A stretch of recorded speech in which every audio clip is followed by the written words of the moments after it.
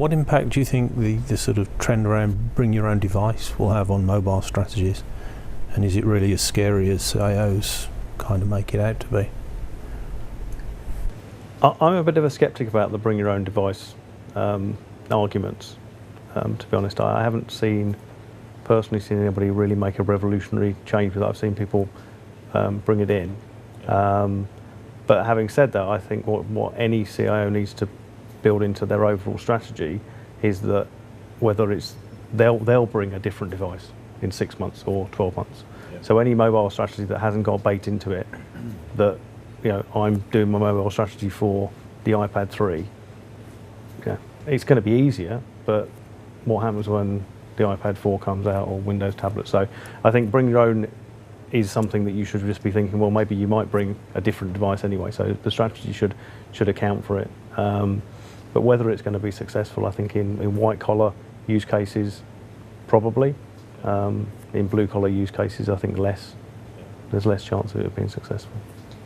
Yeah, I think it depends on a specific application which we are trying to mobilize, because I've come across two very good examples of BYOD.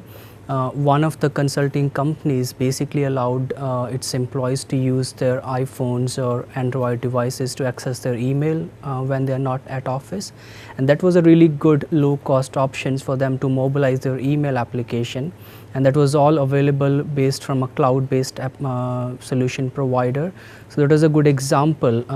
And another example is I have seen a company providing their contractors ability to access their field applications. So that means their contractors can actually work using the mobile tools, whatever they use themselves, but still update their backend systems. So this gave them the flexibility to increase or decrease their workforce as and when they're required.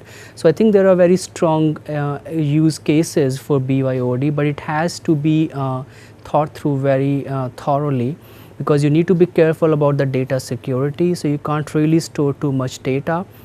You can't really make your BYOD strategy that it works with each and every mobile phone. You have to basically choose a subset of devices which it would work with, that makes it very easy to manage, and then you got some leverage that probably we won't roll it out to all our devices, but some devices would support it.